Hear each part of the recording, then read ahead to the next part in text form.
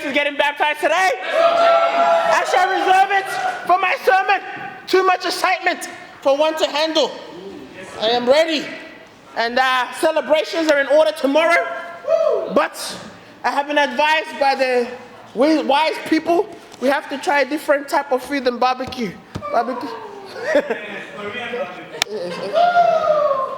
Man, this guy, man. Alrighty. If you're joining us today, we have been going through character series in the Bible, where we'll find a character in the Bible and we get to look at the character. Who are they? What are they? And what can we learn from it? Hopefully you have been learning a lot from the different types of characters. Maybe you have identified your strengths in some characters, some weaknesses. Maybe you realize you're this person, but I don't want to be that person. And today we're going to be talking about Aaron. Last week we talked about Moses. And if you talk about Moses, you're going to talk about his brother, Aaron. You know, JT gave me my title for last week, which I appreciate. To take the blame from me. Thank you, JT. But Melketu gave me my title for today.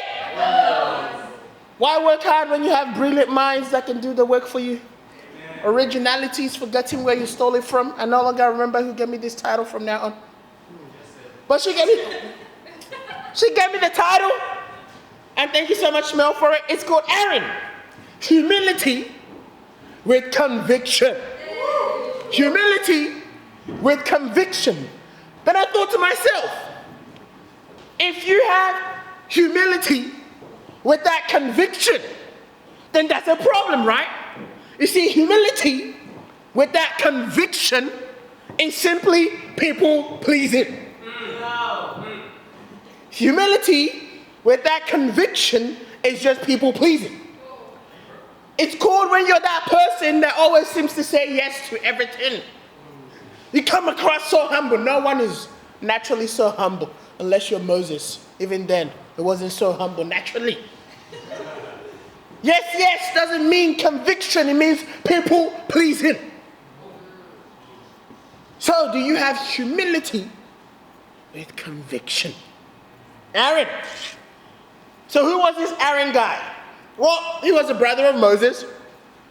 But more than just a brother, he was Moses' mouthpiece to Pharaoh.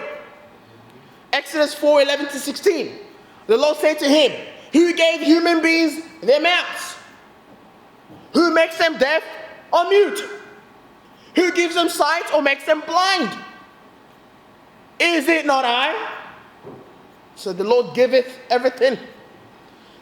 Now go, I will help you speak, will teach you what to say. But Moses says, pardon your servant, Lord. Please send someone else. Don't we all feel like that sometimes? Lord, please let someone else do the contribution of the communion. Send someone else. Then the Lord's anger burned against Moses. And he said, what about your brother, Aaron the Levite? I know he can speak well. He's already on his way to meet you. I love you, JT. And he will be glad to see you. You're my friend. I was just going to say, you're my friend. You shall speak to him and put words in his mouth.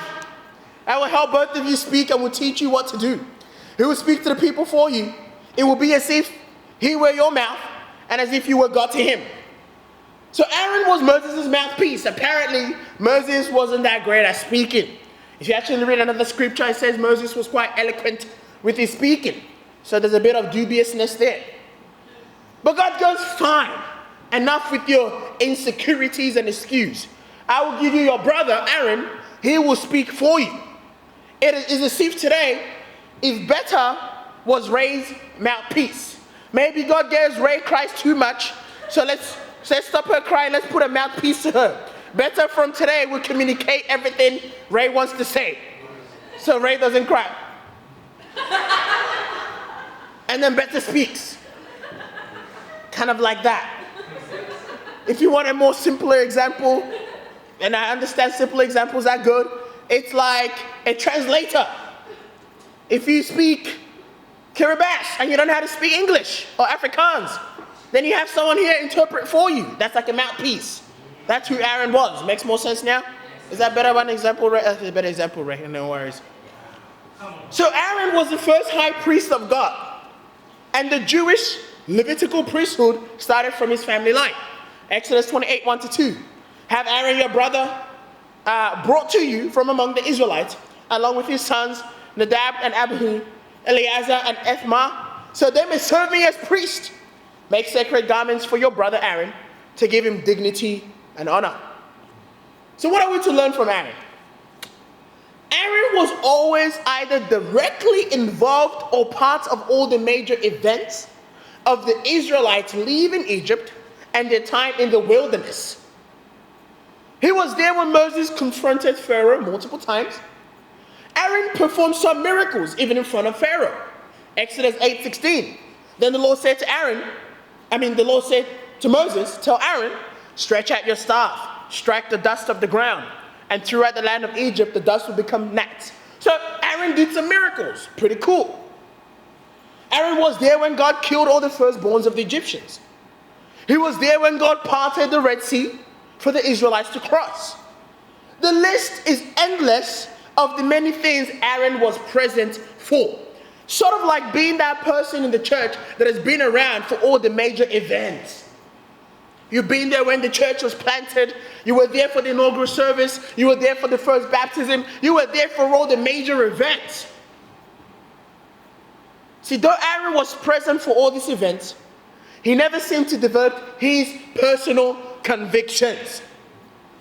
While Aaron did many great things, when left alone, he had weak convictions and he was easily influenced by people. How are you with people? Some of us, we're not good with people. That's fine. That's okay. We don't like people at times. It's okay. We have issues with them. We don't know how to make peace and love with people. Why are so many people smirking? Stop, calm down. Okay, relax. Just relax. Reduce the smile. Life is okay. Okay, you're fine. But some of us are not good with people. That's fine. No? We don't know how to have relationships. We often have conflicts. Some of us are too good with people. Have you ever seen someone that is too good with people? No. Me too.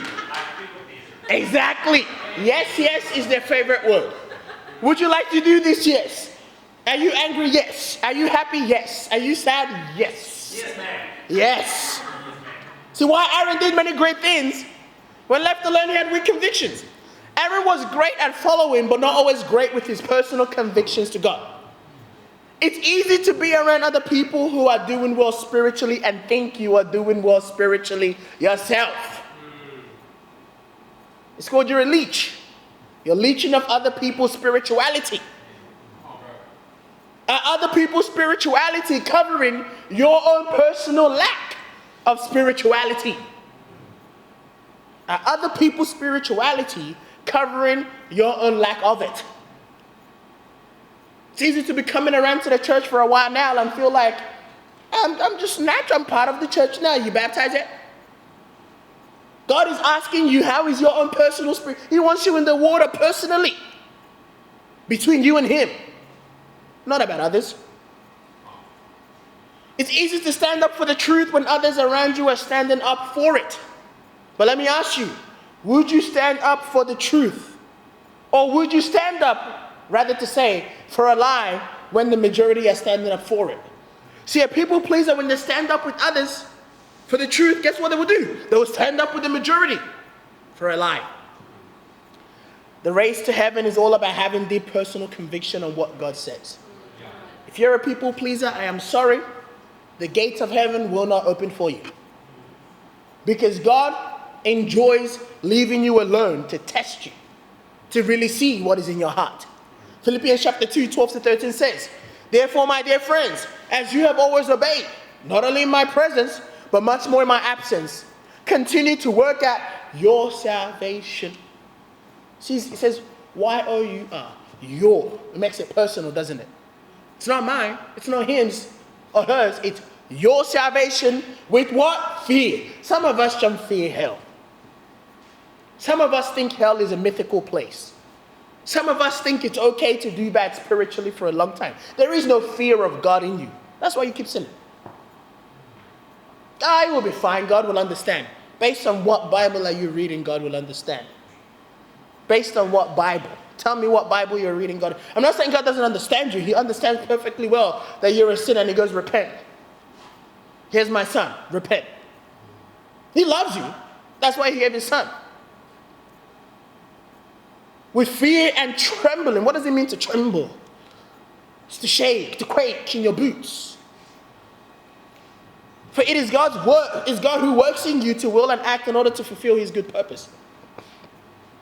I think I've seen some incredible examples, I've heard of some incredible examples of people with excellent convictions. So our church in Manila stands today, one of the biggest churches we have in the movement, an incredible church. Do you know how it was started? It was started by one woman. Gina. One woman. Women are incredible. Married. Well, women, special people. They're special. Completely. See, when the movement fell apart, she was the only person holding on and staying faithful in Manila. She was literally the only one. She stood her ground. She stood strong. She said, bring the church to Manila. Bring the church to Manila. She stood strong. The church was sent. From one woman, it went from just a church in Manila to now churches across a geographical area, totaling of 659 sold out disciples. From one woman. That's one woman's personal convictions. If you ever want to know what personal convictions can do, that is what personal convictions can do. I think of my friend Brian. We were at a marriage night last night, which is a monthly activity where we all log on Zoom, all the marrieds from across our churches, across the Australia, New Zealand, everywhere. And we had a lesson from Brian and Millie. Who's Brian? Brian is the guy that actually met me and baptized me. Phenomenal lesson. Oh my Lord. Let me just say it was phenomenal. Let me leave it at that. Hearts were hurt. Sins were revealed. It was good. Tears were dropped. It was good. But I remember Brian and his personal convictions. See, Brian was in a church in Santa Barbara in America, Los Angeles, Santa Barbara, initially. He came over for a 1-year exchange as a student at Sydney University. And he goes, God, I just want to meet one person. You know when you do the discipleship study, you go, you think it's possible for you to meet just one person in 1 year to make into a disciple? You're like, of course it's possible. Yeah, we all say that. Yeah, it is possible. He goes, God, I just want to meet one person. It was the beginning of the year. He just wants to meet one person. There was no other disciple, no other Christian at Sydney Uni besides him. God, I just want to meet one person. Starts with the beginning of the year. January goes past, Feb, March, April, August, September. Gets to November. He has about 3 to 4 weeks left before he goes back to America. God, I believe you will let me meet just one person. He meets me in November, studies the Bible with me, baptized me about a week or so after he went back to America. I go, that's personal conviction. He stood the test. Think about my friend Jesse Cross and Liz. And my friend James got to meet Jesse Cross yesterday. The man that made the Viking, the legend. Man, he knows how to slap you with jokes. Let's just say that. I was telling to James, I regret why I put him on the Zoom with you. All he did was roast me. This makes no sense. Anyway, life moves on. I guess that's what you call friendship. Wounds from a friend, right? I think about Liz and Jesse. They have deep convictions on giving up everything for God. They just left their jobs and went into the full-time ministry as shepherds. What does that mean? You know, they just had their first full week last week. Jesse had a job at Sydney University, the same place Eric works. If you don't know Sydney University, they just like to give you good money. Let's just say that like that. He's making good money. Liz was working an equally really, really good job. This was no ordinary job. It was a good job. When she told her boss she wanted to leave, her boss was crying. They offered her more money to stay. She says, sorry, the Lord has called me. I've got to go. Both of them have left their job and they've gone to full-time in the ministry as shepherds. And when I tell you they're making less money, less moolah than you could imagine, It's not an understatement. But when has salvation ever been about money? Think of my friend Elias. If you know Elias, he's the man himself. That man has deep convictions on sins. How is your deep conviction about sin? See, we studied the Bible with Elias. He was from Sydney University. Good man he is. Lebanese. See, he's growing up with an abusive father. His dad would beat him. He goes, bro, it wasn't just I got beat. I got battered. Rods, belts, whips, anything, bleeding. It was not good. It was real bad. And as you can imagine, he grew up with real bitterness towards his dad. Elias is a bit of a funny guy. He knows, he has a PhD in pharmacy. He's smart beyond, he's really smart. But yet sometimes, those really smart people are also not in touch with emotions. I go, bro, I think you have bitterness towards your dad. He go, bro, no, what do you mean? There's no bitterness towards my dad. What are you talking about? And we're studying the Bible, like, bro, I think you do. He's like, bro, there's nothing in there. He thought about it, he goes, whoa, bro, I think there's real bitterness in my heart. I was like, yeah, bro, we've kind of already known that. But anyway. So we talked to him. He's like, bro, you got to really go back and apologize to your dad for having bitterness towards him. And ask him for forgiveness. So catch this. He needs to go ask for forgiveness from a person that has beaten him all his life. Only Christianity can teach you that. There's nothing else in the world that will teach you that. This guy's conviction on getting right with God was amazing. I talked to him that day. He goes, not a problem, sure thing. Goes home the same very evening, sits down with his dad, apologizes to his dad. He goes, I am so sorry. I've been bitter towards you. Please forgive me.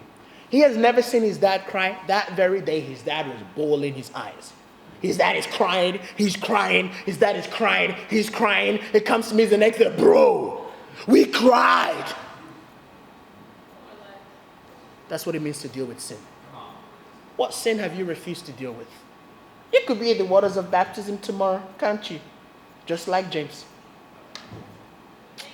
But you like turning this way and looking to that sin. So flashy and nice, isn't it? It's like a nice jewelry or a nice shoe or it's so nice, doesn't it look so good? Or you could repent too, your choice. Now, point one. Are you humble enough to follow?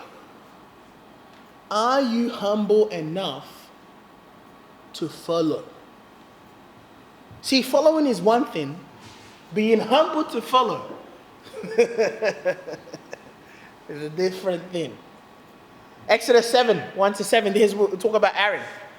Then Aaron said to Moses, see. Then the Lord said to Moses, see, I've made you like God to Pharaoh, and your brother Aaron will be your prophet.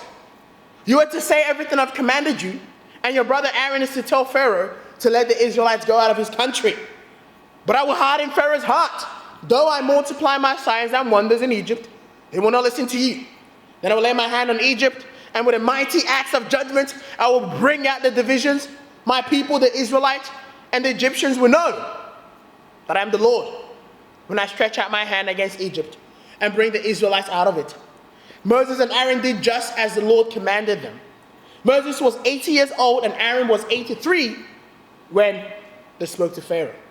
Exodus 4, 14-17.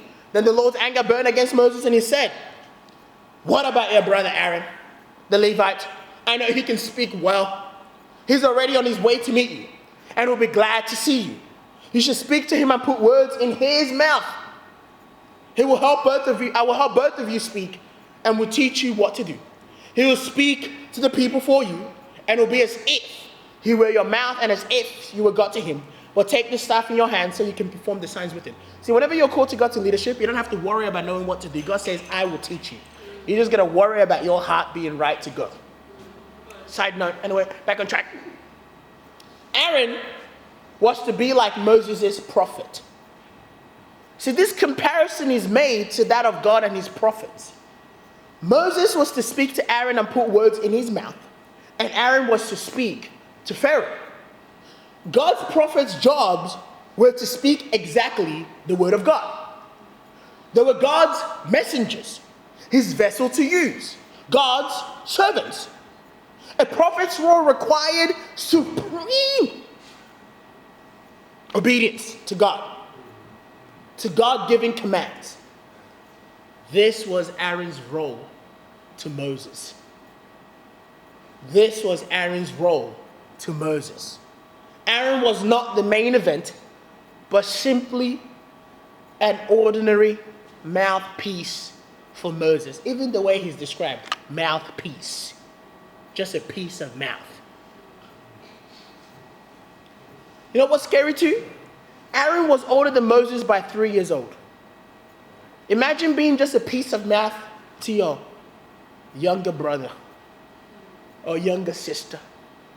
I always like using the analogy of siblings. As soon as you think about your younger brother, you're like, no, not that guy, I know that guy. Let me ask you a question. Why do you want to be first? Why do you want to be first? Is it because it strokes your ego? It just strokes your ego? Is that why you want to be first? You like your ego being stroked? Is it because it makes you feel less unimportant? Some of us struggle with insecurity, so let's be first to feel less unimportant. Is it because you think you're better than everyone else? Let's be honest. Come on now, just be honest. I know me. That was my sin for years, still kind of is. Every time I was in a group, I'm like, better than him. That's why I like playing basketball. Whenever I see someone better than me, I like to go one-on-one. But I had to repent. Is it because you see the faults in everyone else? Everyone is just not good enough. Me? I'm the one. Or is it because you're just hungry for power? Are you hungry for power? There is nothing wrong in wanting to lead. Don't get me wrong. However, you must check your motives.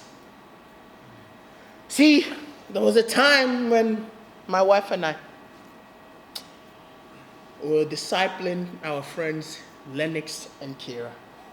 My wife is already laughing at me. If you want context, Lennox is much older than me. So is Kira. Lennox owns a business and runs a very successful town planning business. Kira owns a physiotherapy business, has been a physiotherapist for the Fiji national rugby team, the West Tigers, you name it, Penrith Panthers. Very well successful people. I happen to be the guy leading the region, and by default, I happen to be the guy to mentor Len and Kira in their marriage with my wife. And they have been more married longer than I have been. You would think, by the simple facts that I've spilled out to you, that humility would come naturally, right? That's just a thing. Even if it didn't come biblically, at least as an African, we know to respect your elders. It should just come naturally. No, Emmanuel was bent on conquest and proving that he is the leader. Come on, man. The man. So every time we walked into times of mentoring, I needed to make sure I put my foot down just to establish the authority. I am the man. Lenny, you need to do this. Lenny, this is what you're not doing right. If you would just change this. You know what's interesting? For a good period of time, Lennox was humble enough and just kept listening to me. And I wasn't catching the lesson he was trying to teach me. I was like, yes, authority is working.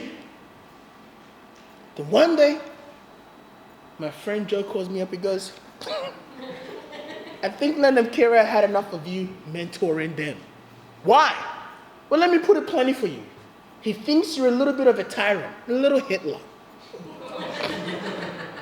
And you need to calm down.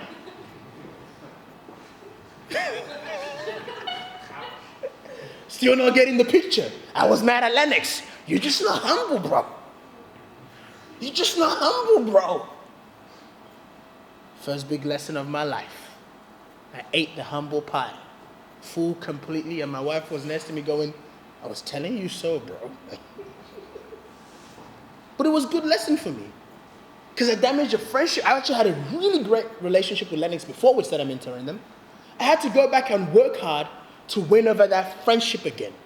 which we did, thank God. But he taught me, why be so arrogant and prideful to damage relationship and have to work 10 times harder to just win it back? First big lesson. See, following requires far more humility than leading.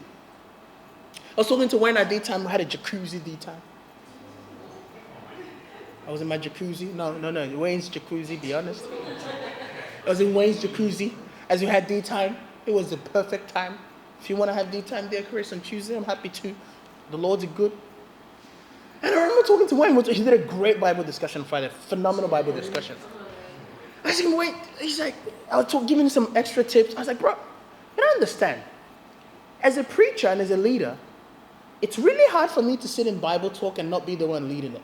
He's like, what do you mean? I said, bro, listening is really difficult when you have to do all the talking. It's easy to lead.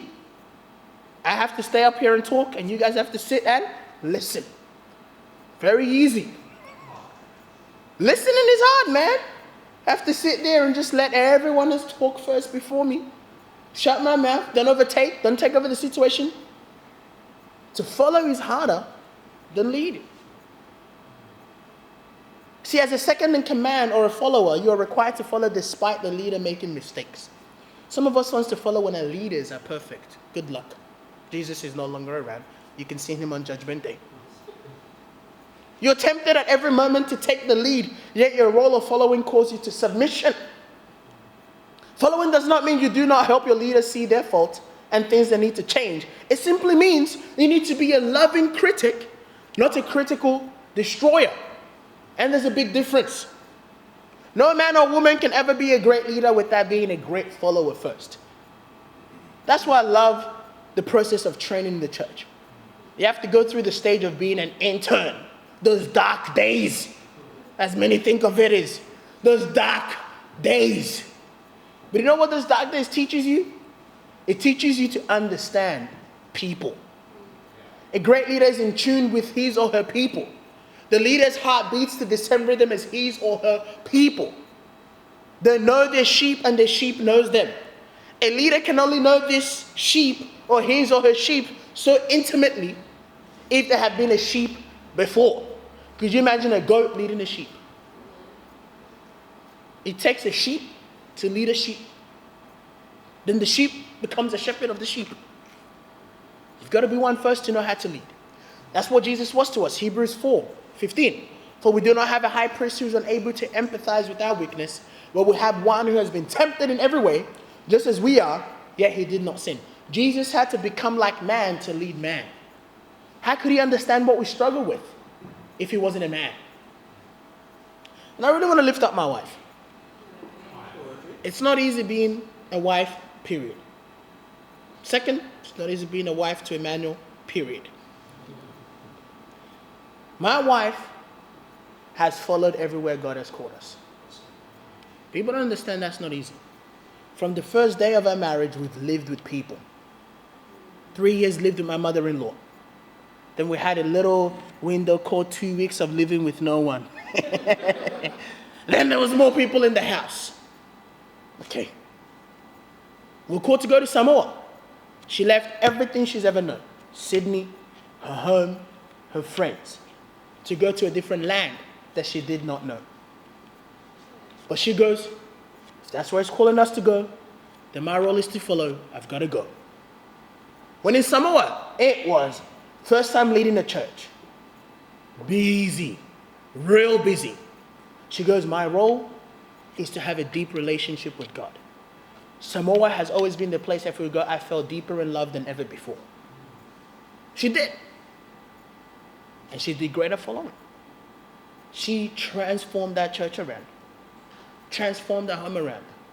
And you know, you lived in your own house in Samoa. Let me tell you the truth. When you live in the island, you never live on your own. You have the whole church as your family. So invariably, everyone's sleeping in the house. My wife fell in love with having people live with her. We were called to go to Melbourne. Oh, we're living alone. We live with our family. The girls, they're our family. And we love it. We've learned to love it. It's actually fun. It's enjoyable. That is difficult. Being a leader is easy. Her job, that is difficult. to really understand, I had to watch this Stan series called The First Ladies. Phenomenal series. And it was women that were the first ladies to presidents. And it helped me understand my wife. I was like, man, that's really difficult. I don't think I could do that. I don't think I could. But she makes it look effortless. I love you, princess. To follow is not easy. Juju had to follow us to Samoa. Not had to, he wanted to. Why? We made sure we're like, bro, it's up to you. But think about this. Every islander's hope is to leave the island. Every Samoan's hope is to leave Samoa. So he left Samoa, came to Sydney. Sadly, there was a breakup, things happen. He had a 2-year visa to stay in Australia, and we were called to go back to Samoa. So I asked my friend, hey, do you want to come back and help us lead the church in Samoa? Your choice. You don't have to say yes. He goes, let me think about it and pray about it. Comes back, he goes, fine, I'll come. You need me. He comes in Samoa for 7 months. Then as soon as he heard that we're going to Melbourne, he's like, bro, I'm coming with you too. Yes, bro. I think about Eric. Eric is great at following God. If you ever want a perfect example of following God, go to Eric. He was asked to go to Hong Kong to help the church there. He said yes. And he even left his books in Sydney. He didn't take, if you know Eric, he loves reading books. He didn't take his books. Then he was asked to go from Hong Kong to Samoa. And he left his Xbox. If you know Eric, he was addicted to his Xbox. He went to Samoa, he meets the very ever first disciple to be made in Samoa called Faye. Then he was asked to go to Melbourne. He said yes. He goes, but I'm bringing my wife. He brought his wife. He left his home. They sold all their possessions that they couldn't take with them. Their comfort. They came. That is what it means to follow God. That is what it means to follow God. Now, you're humble enough to be happy for the person who does better than you. See, sometimes I don't mind people doing better than me. Yes, let me ask you a different question. Are you happy for them when they do better than you? So that's a different level of humility.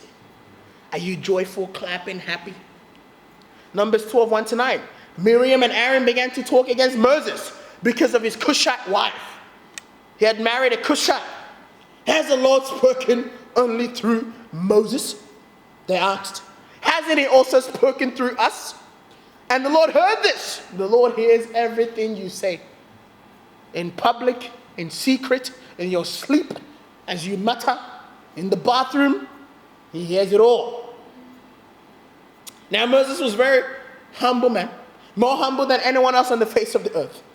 At once the Lord said to Moses, Aaron and Miriam, come out to the tent of meeting, all 3 of you. So the 3 of them went out. Then the Lord came down in a pillar of cloud. He stood at the entrance to the tent, summoned Aaron and Miriam. When the 2 of them stepped forward, he said, listen to my words. If God ever has to say that to you, you're in trouble.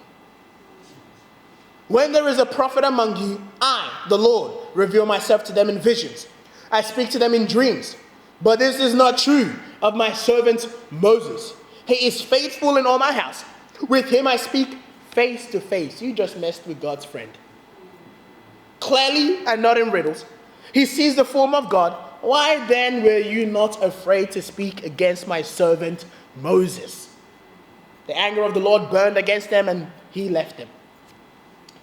It's one thing to be a follower and another thing to remain humble and happy follower when your peers or those you're older than are doing better than you.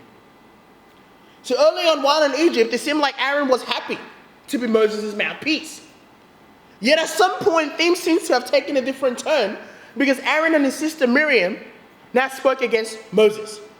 Firstly, they said, why is he married to a Cushite woman? So they had an issue with a woman who was married to.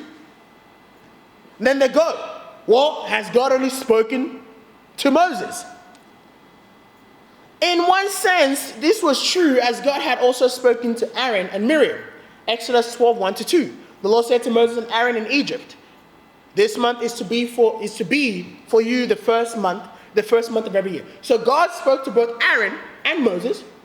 So Aaron has a point. God did speak to him. Exodus 15:19-21. We have Miriam prophesying or singing a song, meaning that God was working through her. When Pharaoh's horses, chariots, and horsemen went to sea, the Lord brought the waters of the sea back over them, but the Israelites walked through the sea on dry ground. Then Miriam, the prophet, Aaron's sister, took a timbrel in her hand, and other women followed her with timbrels and dancing. Miriam sang to them, "Sing to the Lord, for he is highly exalted. Both horses and drivers has he hurled into the sea." So yes, God did speak to Aaron and Miriam. However, just because you are used by God or spiritually gifted does not make you an overall leader of God's people. In one sense, God had only spoken to Moses, because Moses was the one that God called and asked to be his overall leader for his people. Miriam and Aaron were done being just followers. They wanted a share in the leadership of Israel. They felt just as good enough as Moses to lead. And this is the problem. Is your self-worth wrapped around leadership? Because if it is, you're going to have problems with leadership all the days of your life. They should have just felt happy that God loved them and they were loved by God. But we want a share of that leadership. Why does it only have to be Moses? In fact, am I not the older brother to Moses? Did I not perform miracles? Did I not speak to Moses? I wonder if at some point Aaron turned to Moses and used the fact that Moses couldn't speak well against him. You were so trash with your speaking that I was the one used to speak to Pharaoh. How small you are. Maybe he did.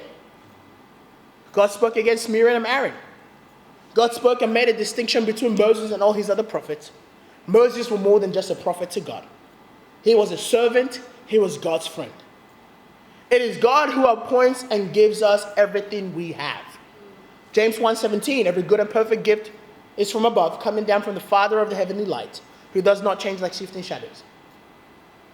Are you content and happy with what you have and where you're at in life?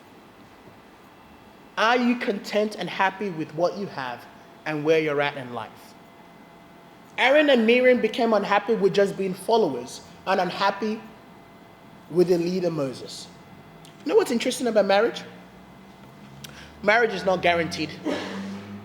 It's not a guaranteed gift or a promise in the Bible. There are promises in the Bible. Marriage is not one of them. It is not. So would you be content to remain single for the rest of your life? That's a real question. If God goes, nah, I think you'll be more effective for me single, would you be happy with that? Paul was, as much as we know, Paul was single.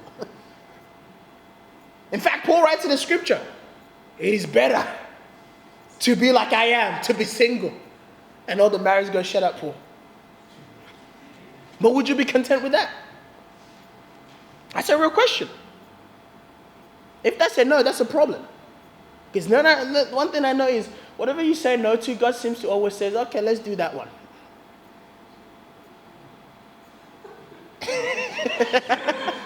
Haven't you realized? Everything you've said no to is what you're doing now. Let me move to the next one real quick. Are you content with the job God has you at the moment? Or are you always finding things to be unhappy with in your job? At some point, you have to start moving from job to job. You have to. Are you going to learn to be content in life? Are you content with perhaps never leading a church or a mission team to your homeland or state, but rather you're just going to be that great disciple? See, well, some of us hate that word, great disciple. I want to be the leader. God goes, just be a great disciple. That was the role he called Aaron to. Just be a great support. He goes, nope. In essence, I'm asking you, is God enough for you? Psalm 73, 25 to 26 says, whom have I in heaven but you? And earth has nothing I desire besides you. Can you say that for yourself? That earth has nothing you desire beside God. My flesh and my heart may fail, but God is the strength of my heart and my portion forever. Now what I want to ask you is, are you a bottomless cup? Are you a bottomless cup? Not a good cutting, don't worry, I know. But are you a bottomless cup? Have you ever tried putting water into a bottomless cup? You can pour all the water in the world. It's never going to hold the water, is it?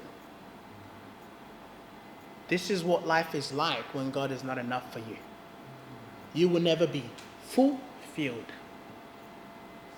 Your life will never be full. You will never be fulfilled.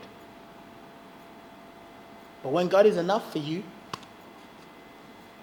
God is the cover at the bottom. Your life will be fulfilled. Are you like my backyard?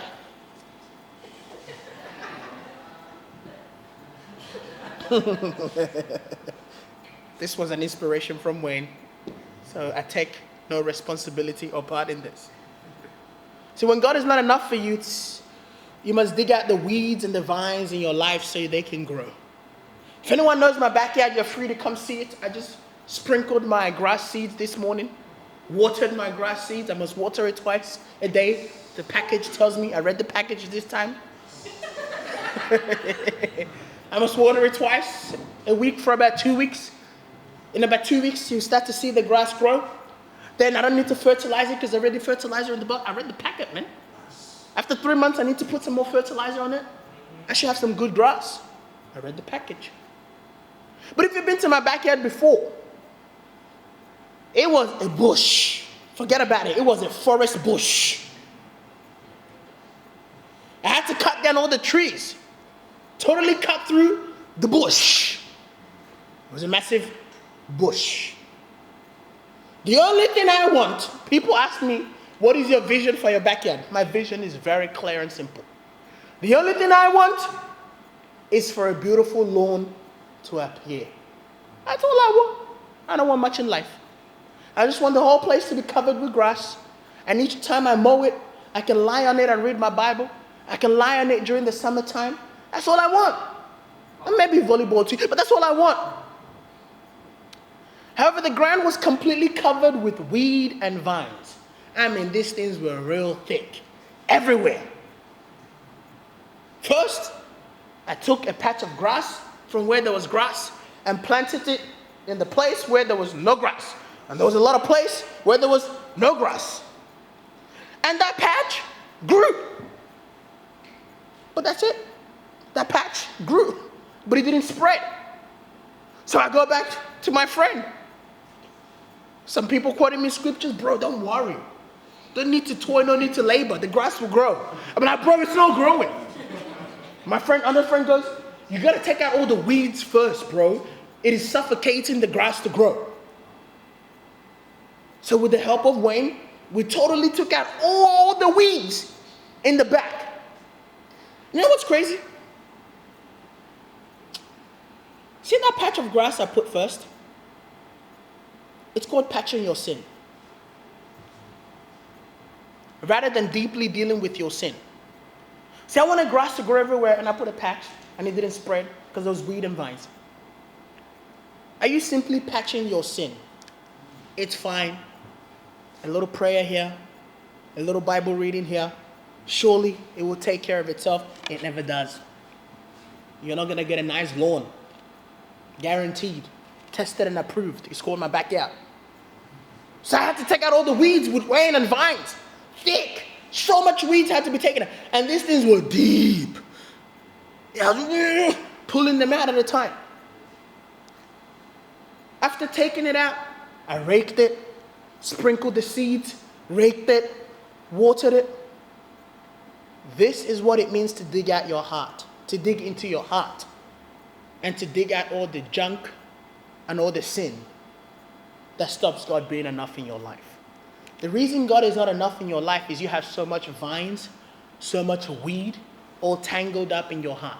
If this was your heart, you got vines and everything tangled up in it, and you spiritually can't breathe. You're gasping for air. Your heart is like, set me free. You can only do that when you dig into your heart to dig out the sin. But I don't like dealing with my heart or talking about my feelings. Okay, that's fine. But just know, you're going to die spiritually. And there will be no lawn. You can't escape having to deal with your heart. Unless you deal with your heart, God will never be enough. Point 2, the last point. Do you have enough personal convictions to last? And we'll pick up in Exodus chapter 32, 1 to 29. I gotta read it actually. When the people saw that Moses was along and coming down from the mountain, they gathered around Aaron and said, "Come, make us gods who will go before us. As for this fellow Moses, who brought us up out of Egypt, we don't know what has happened to him." Aaron answered them, "Take off the gold earrings that your wives, your sons, and your daughters are wearing. Bring them to me." So the people took off the earrings, brought them to Aaron. He took what they handed to him and made it into an idol, cast into a shape of a calf, fashioning it with tool. Then they said, "These are your gods, Israel, who brought you out of Egypt." When Aaron saw this, he built an altar in front of the calf and announced, "Tomorrow there will be a festival to the Lord." So the next day the people rose early in front of the calf, rose early and sacrificed burnt offerings and presented fellowship offerings. Afterward they sat down to eat and drink and got up to indulge in rivalry. Then the Lord said to Moses, "Go down, because your people whom you brought out of Egypt have become corrupt. They have quickly to turn away from what I commanded them and have made themselves an idol cast in the shape of a calf. Then they bowed down to it and sacrificed to it and have said, 'These are your gods, Israel, who brought you out of Egypt.' I have seen these people," the Lord said to Moses. "They are stiff-necked people. Now leave me alone, so that my anger may burn against them, that I may destroy them. Then I will make you into a great nation." But Moses sought the favor of the Lord his God. "Lord," he said, "why should your anger burn against your people, whom you brought out of Egypt with great power and a mighty hand? Why should the Egyptians say it was with evil intent that he brought them out to kill them in the mountains and to wipe them off the face of the earth? Turn from your fierce anger, relent, and do not bring disaster on your people. Remember your servant Abraham, Isaac, Israel, to whom you swore your own self. I will make your descendants as numerous as the stars in the sky. I will give your descendants all this land, I promised them, and it will be their inheritance forever." Then the Lord relented and did not bring on his people the disaster he had threatened. Moses turned and went down the mountain with the 2 tablets of the covenant of law in his hands, though inscribed on both sides, front and back. The tablets were a work of God. The writing was the writing of God, engraved on the tablets. When Joshua heard the noise of the people shouting, he said to Moses, "There is the sound of war in the camp." Moses replied, It is not the sound of victory. It is not the sound of defeat. It is the sound of singing that I hear." When Moses approached the camp and saw the calf and the dancing, his anger burned. He threw the tablets out of his hands, breaking them into pieces at the foot of the mountain. He took the calf the people had made, burnt it in fire. Then he grounded it to powder, scattered it on the water, made the Israelites drink it. He said to Aaron, "What did these people do to you, that you led them into such great sin?" "Do not be angry, my Lord," Aaron answered. "You know how these people are prone to evil. They said to me, 'Make us gods who will go before us.' As for this fellow Moses, who brought us up out of Egypt, we don't know what has happened to him." So I told them, "Whoever has any gold jewelry, take it off." Then they gave me the gold, and I threw it into the fire, and out came the calf. Moses saw that these people were running wild, and that Aaron had let them get out of control, and so become a laughingstock to the enemies. So he stood at an entrance to the camp and said, "Whoever is for the Lord, come to me." And all the Levites rallied to him. Then he said to them, "This is what the Lord, the God of Israel, says. Each man strap a sword to his side, go back and forth through the camp from one end to another, each killing his brother and friend and neighbors." The Levites did as Moses commanded. And that day about 3,000 people died. Then Moses said, you have set apart to the Lord today, for you are against your own sons and brothers, and he has blessed you this day. Though it's a long one, what you understand is, are you a people pleaser or a God pleaser? Are you a people pleaser or a God pleaser? Life is all about having personal convictions. See, Aaron, the man who performed miracles for God, whom God spoke through, saw the Red Sea parted, had led the entire movement of God into sin. It's like saying, I led the entire movement of God today into sin. Aaron was a people pleaser, not a God pleaser. See, being a people pleaser made Aaron a good follower as he had the heart to love and support. Yet it made him a terrible leader and a representative of God. Moses was gone for a while, and the people asked Aaron to make a God for them. And you know what he did? He willingly did so. There is no such thing as Aaron pushing back. It wasn't even like they held a sword to his throat and said, I'm going to kill you unless you did it. He goes, okay. Sure thing. No problem, bro. He asked them to bring the necessary materials to make a God. It was as if this guy has already done this before. He's like, bring this, bring that. There you go. That's crazy. Aaron would have worked relentlessly to make the golden calf. That thing wasn't easy. So think about it. All that time he spent hammering, chiseling. How is it that at no point he conceived, I am sinning greatly against God? Chiseling, fire, gold. He didn't conceive. See, that's when you're deeply entrenched in pleasing people. See, people pleaser and the bystanders are siblings. I don't know siblings. I thought it would be fine siblings. I didn't mean for it to happen siblings. Aaron would have gone further to build an altar in front of the calf and announce a festival to be held.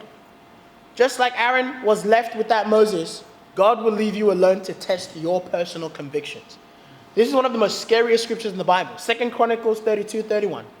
But when envoys were sent by the rulers of Babylon to ask him about the miraculous signs that occurred in the land, God left him. God left him to test him and to know everything that was in his heart. God will leave you alone to test and see what is in your heart. What are your convictions on selfishness when you're alone? What are your convictions on porn and masturbation when you're alone? What are your convictions on the doctrinal truth of baptism being for the forgiveness of sins, evangelism of the world in this generation when you are alone? What are your convictions on being generous when you are alone? The convictions you have when you're alone will determine if you make it to heaven or not. Some of us right now are being called by God to go from Aaron to a Moses. From a follower to someone that has humility with convictions, which is a leader. Can God trust you to lead his people when the leaders are not around? Would you return the ministry better than what it was? Or would you lead God's people to hell? That's a question to ask yourself. Can God trust you to lead God's people when the leader is not around? Would you lead them to better and greater things or to hell? And I really want to lift up James.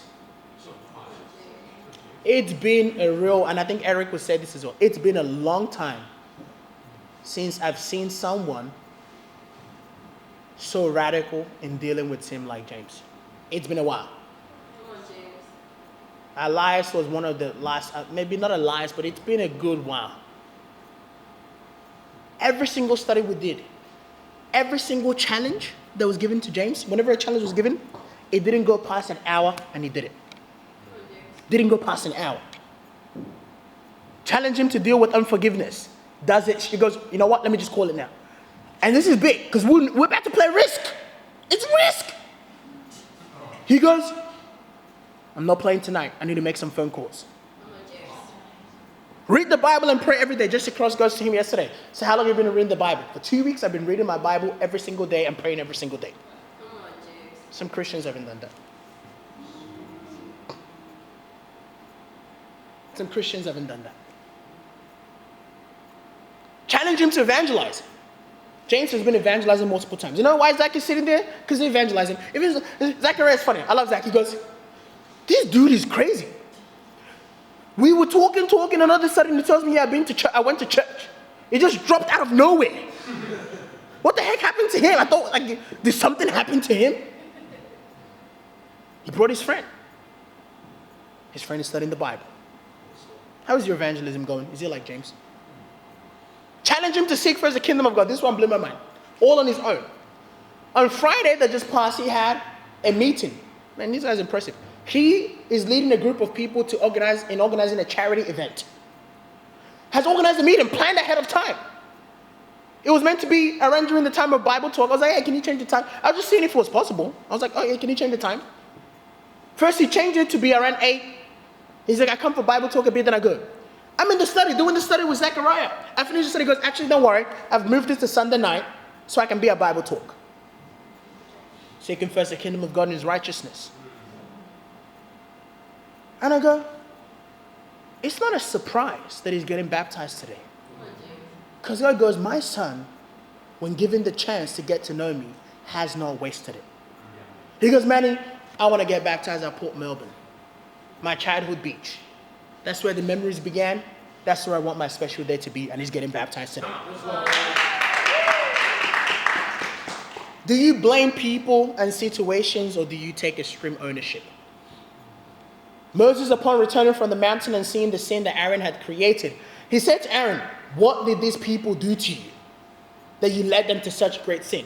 Perhaps Moses asked this question because he was just in disbelief that Aaron would do such a thing. So the only thing he could convince or could conceive was, man, these people must have done some crazy things to Aaron for him to have sinned greatly. The answer was, they did nothing. They asked him a question and he obliged. The issue was never the people. The issue was never what they did. The issue was Aaron had no personal convictions of his own. This is why Moses was God's chosen leader, not Aaron. God never makes a mistake in the leaders he chooses. Aaron never took ownership of his sin and lack of convictions. Rather, he blamed people. See what he says when Moses asked him, what did these people say to you? Do not be angry, my Lord. Aaron answered, you know how these people are prone to evil. Aaron, you did evil. They say to me, make us a god. No, they didn't say to you, you wanted to make a god. As for this fellow Moses who brought us up of Egypt, we don't know what has happened to him. You know where Moses went. He went to be with the Lord. Why weren't you there? I was like, what could Aaron have been doing at this time?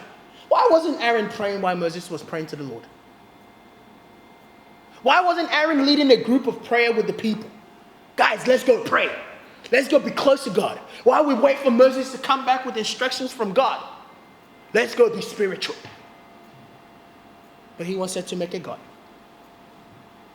You know, like Aaron, do you blame others and things, or do you take ownership of your sin? Let me ask you, who do you blame for your lack of fruit? God? Those not saved? The leaders? Or yourself? Who do you blame for not dating yet? God, I'm not dating yet. Do you blame God? The brothers or the sisters? Only if the brothers or the sisters would be this and this. Yeah, sure thing. Do you blame yourself? Who do you blame for your life being half-hearted? God, your situation, or yourself?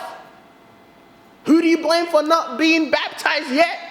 God, I want to make it to heaven. God says, I do the same one for you, the same.